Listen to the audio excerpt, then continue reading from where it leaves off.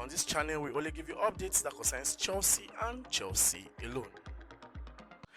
Alright guys, welcome back to another segment. You know the way we normally do it now. We are always there to give you guys updates that concerns Chelsea and Chelsea alone. But today, we are still going to pinch a little bit in the world of football, other areas. Generally, yeah. Because we have been hearing a lot of news, a lot.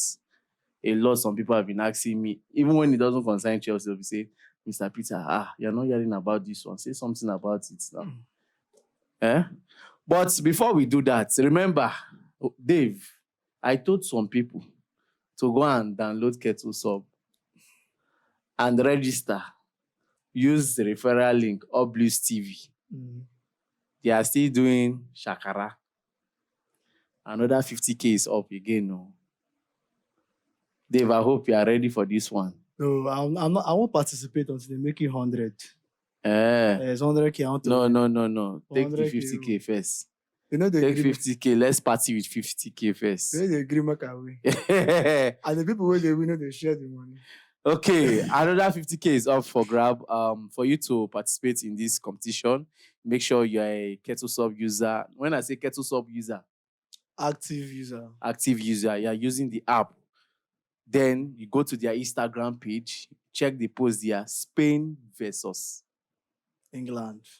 Predict Final. Correct score and stand the chance of winning 50,000 naira.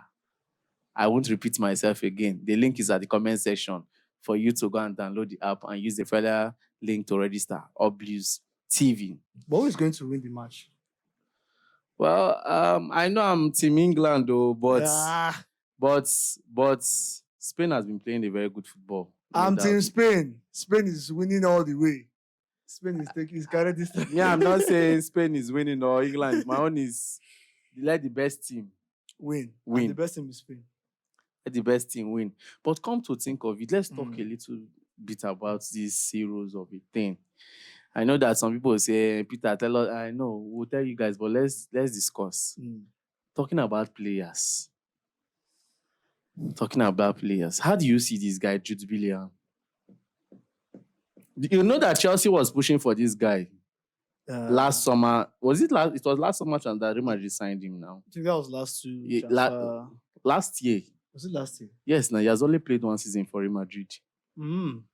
But I know that it was Liverpool that was almost close to signing him. Chelsea was also pushing for Jude Bellingham. But how do you see this guy?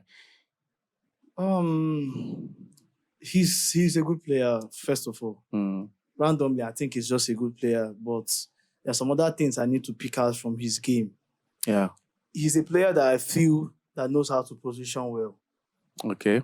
He knows how to position himself well to get into areas where goals can come out from.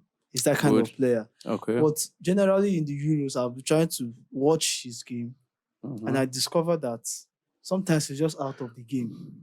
Sometimes he's just this player that is always running around, not knowing what to do. You think so? That is what I've observed with his game. And I just know him. I think one of the biggest reasons why Southgate is using him most of the times is that he's that sort of player that tends to appear in decisive moments. That time when you don't expect him to do something for you, you can do it. Okay. That period where you don't expect him to score, he can score for you. But generally, him playing inside the game, you hardly see or feel his impact inside. No chances created. No chances to even to score. And no chance to create. No chance to create based on he's a midfielder, right? He is a midfielder, but I feel that if Bellingham was to play as a striker, he's going to excel more. Okay, because he scored more goals. Yes, he scored more goals. And one of the good things about being a striker is that you know how to position well. And that is one thing Bellingham is good at. He's always in the right spot, in the right time. You get me right. So for me, I see him doing well as a striker, but in these Euros, apart from the goals he must have scored. Wonderful overhead kick, by the way, but from him. But generally, I think it was one of the problems. Small. The England squad. I could mention some other players as one of the problems in England squad, but you see Bellingham is one of them, small. Okay. Background problem. Stay in the Heroes talk. Remember last season when they wanted to do the player of the season for the EPL, both the youngest and the main player. Yeah. And we said something about Kopama and Foden. A lot of people were like saying that Palmer deserved to win the both award, which you said that he deserved it, except they will bring in this criteria of your Trophy. club, whether your club is at that level or not in that level. At this point, I think I will sit and support you to say Palmer really deserved the both awards, both the young and the main award as the EPL player of the season. Is it because of the assist yesterday? It's not about the assist. I watched Foden throughout this tournament. I'm yet to write something.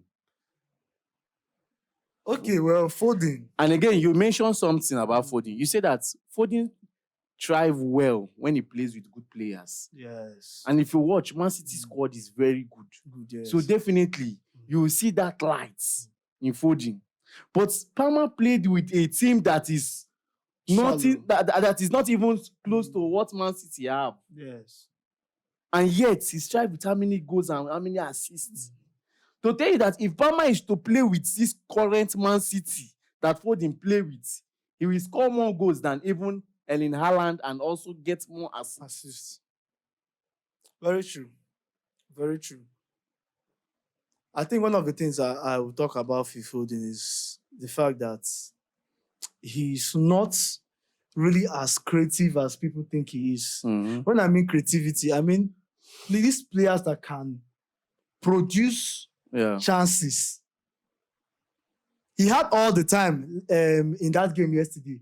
But look at Kopama. When he had the chance, look at the pass now. Come on, look at the pass. Direct. This is what Kings have been receiving from Aston Villa. That was why he could score that goal.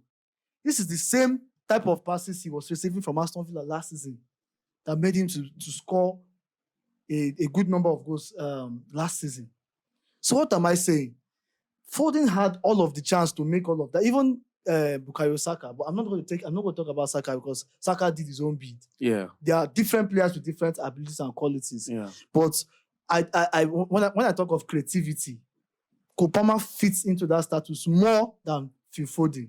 Foden is more of, have you watched Bernardo Silva? He's more of a technical player, but when you are looking for pinpoint passes and creativity, you call Kopama for it. You call Kopama. Foden, yes, he had a wonderful chance. Like he had 2 good chances yesterday.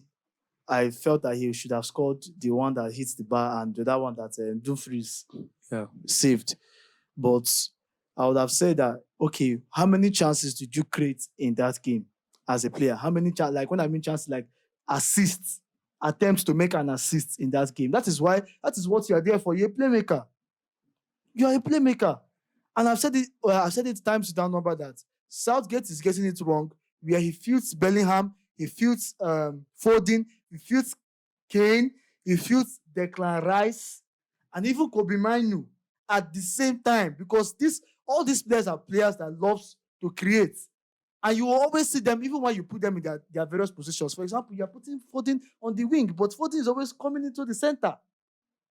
And at some point, I noticed that midfield was clustered. Because you have Bellingham. Bellingham wants to always hold the ball. If you see Bellingham, he's always requesting for the ball. Foden is always requesting for the ball. Kane is leaving his striking role, his number 9 role, to come back to the midfield to create. Create what?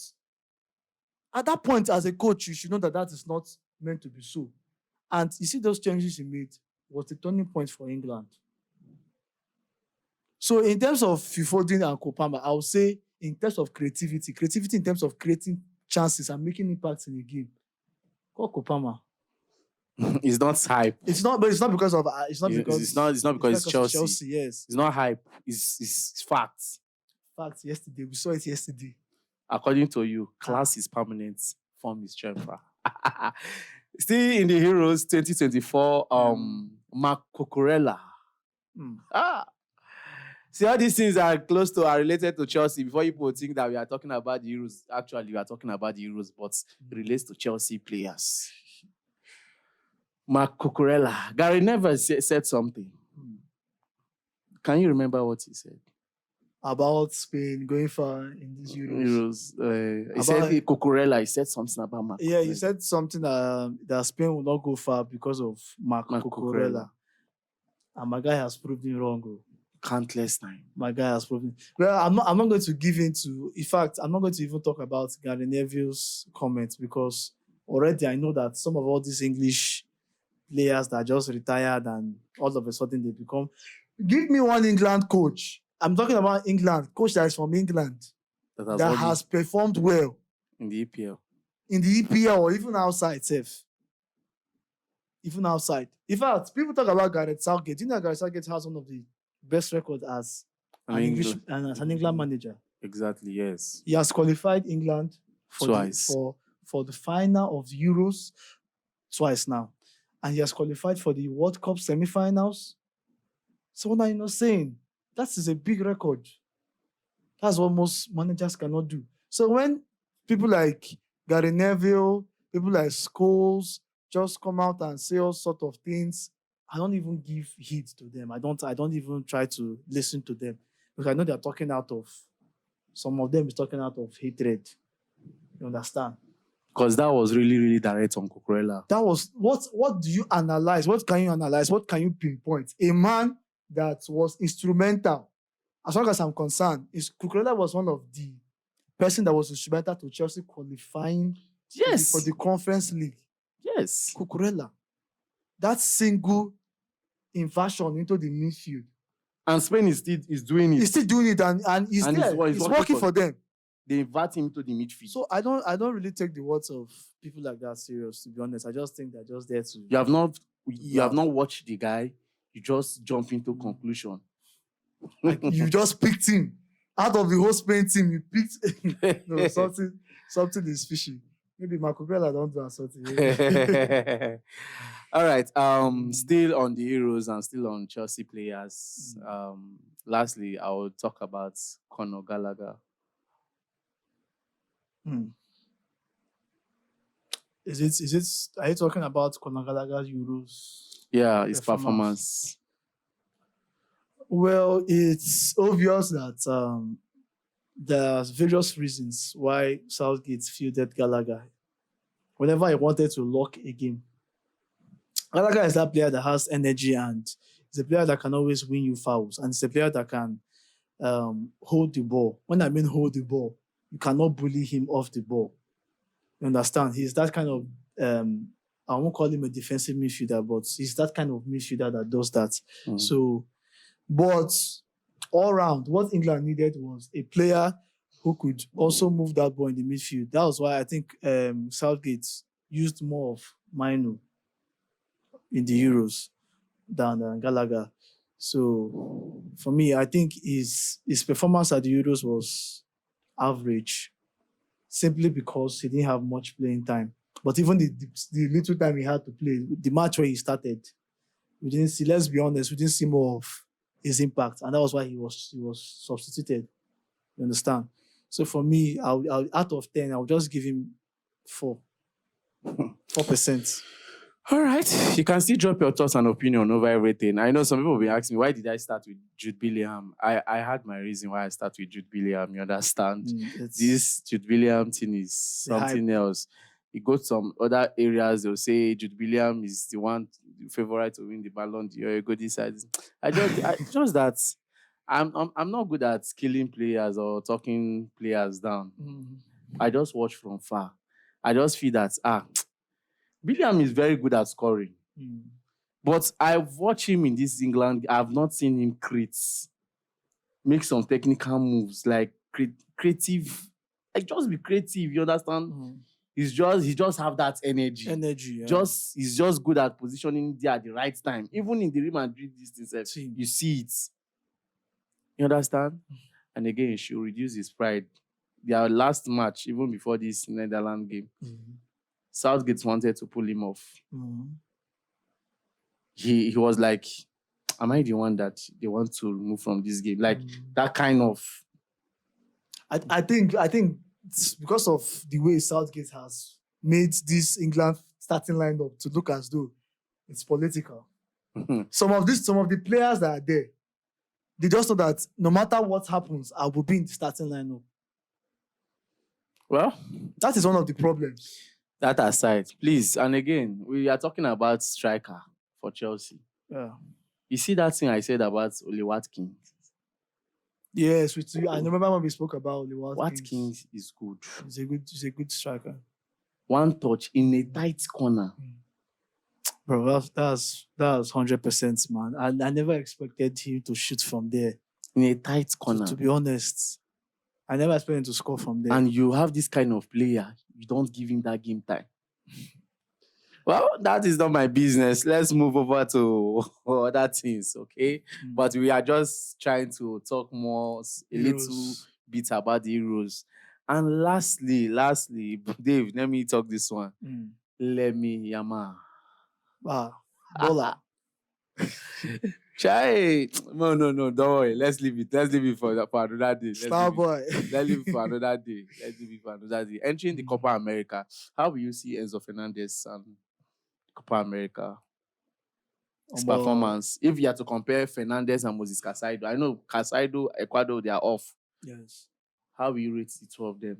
Obviously, I'll rate Caicedo above Enzo Fernandez. In the Copa America. Yes, in the Copa America. But I won't really talk much about Copa America because it's unrealistic, because most of us didn't watch it, if you are being honest with ourselves. Exactly. We are just looking at highlights and cameos and stuff like that. Stats and everything.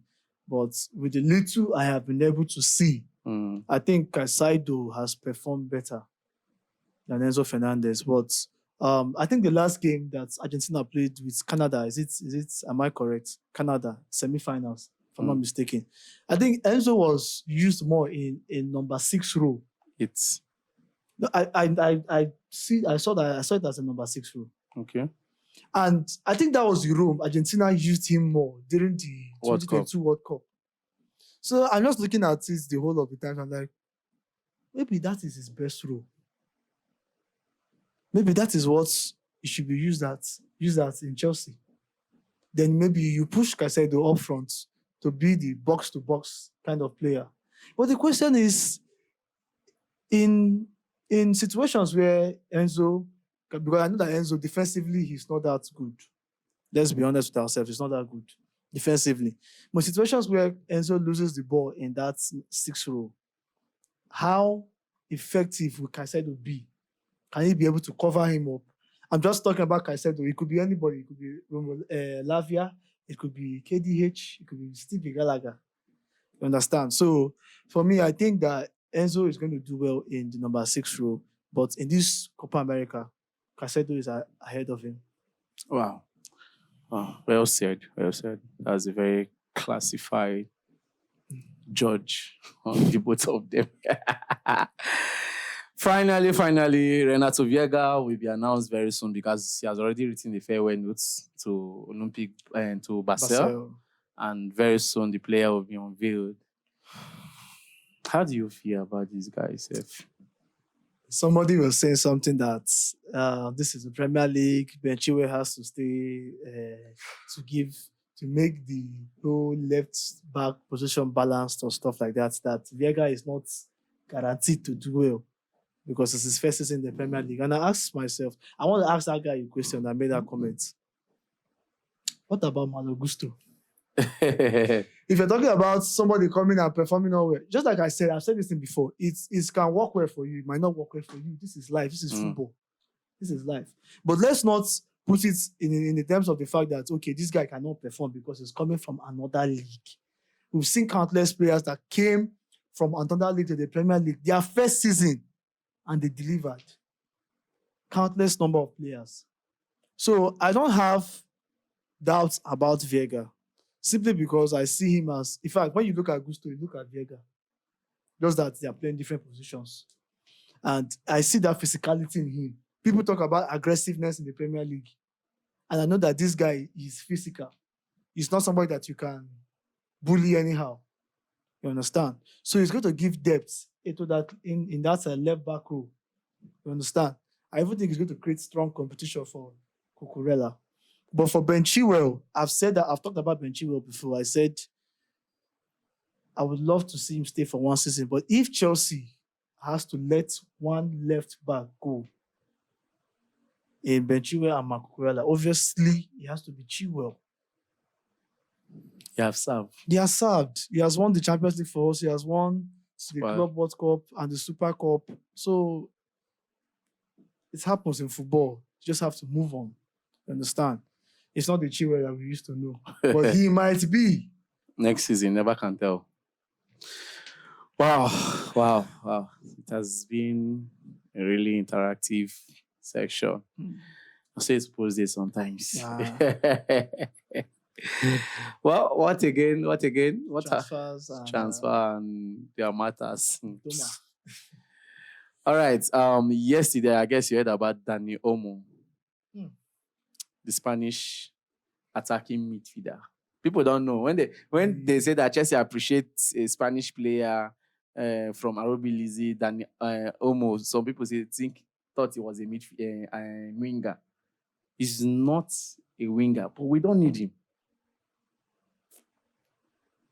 I'm not writing him off. He's a very good player, but we don't need him. If you are pushing for Dani Olmo, then what was the need of going for KDH? Yes, it's as simple as that. That's the thing. I love the player, number one. I love the way he plays. He's this player that can make something out of nothing. That's the way I see him. But in looking at what we have at our disposal now, we have KDH to cover up for such positions as that. And I believe that Dani Olmo coming will choke that midfield more. To just choke the midfield more. I keep saying it, that I give opportunities for players to play. Understand? If you're not going to use them, have something for them. Don't just keep them in the team for them to be warming the bench. But let's not write the fact that Chelsea can still sign him, because to the transfer, we still have more time in the transfer. Chelsea can decide to sell. Anything can happen. I'm looking at players like Chukwuemeka, if Chelsea want to keep him. And I don't think Chelsea has already placed a price tag on him. It's already £40 million. And that's big money. And they say they're not ready for loan. Anybody that's coming for Chukwuemeka, they come and buy. And that's big money, to be honest with you. That's big money. So that is it. Anything that they want to do about selling, just come, bring the money, we sell you the player. But they should sell the ones that we don't need. You understand? Then lastly, talking about I guess you have been watching the training session so far. How do you see Enzo Maresca body language? If we are judging, if we are judging by body language, that man, I will give her number one. Number one, like this man is just showing us that I'm Guardiola second. I'm Guardiola number two. The moment anytime I see his bar head, if I don't see his face, I'll say, Guardiola, Pep, they might see. Pep, they might see. The spirit of Guardiola is in that man. But even the way he keep his everything, the details is there. Like what he really wants from the players is just there. And from what I've observed from that training session there, I don't think Chelsea will be playing more of long balls. I discovered close that box. Yes, he likes all those short passes. He likes passes down on the ground. Don't raise that ball for me. That's the kind of coach I see him as. That's what I observed from what I watched from the training session. I think even Tosin said something about that. Tosin, when they interviewed Tosin. But I'm excited. I really want to. Don't be excited. No, don't be excited yet. Let's see how far. Let's see how far it goes. You understand? Preseason on the 24th of this month that started. But I will not judge him with preseason. I will not let the season start. But whichever one, and like I said before, do well to go and download Kettle Sub using the link on the comment section and register using my referral code. When you have done that, then you start making use of the app so that you can go on their Instagram page to go and predict the match between Spain and England. Correct score, predict and win yourself 50,000 naira. Thank you very much. My name is Peters. And my name is Big Dave.